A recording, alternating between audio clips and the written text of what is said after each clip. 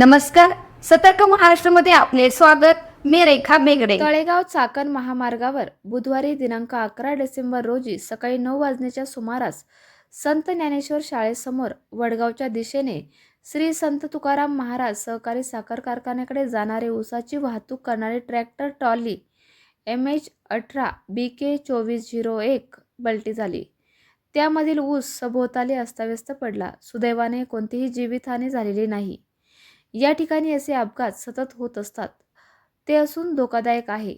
तळेगाव चाकण महामार्गावर वाहनांची वर्दळ सतत असते.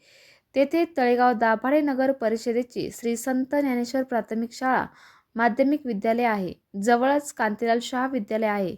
यामुळे तेथे विद्यार्थ्यांचा वावर मोठ्या प्रमाणात असतो.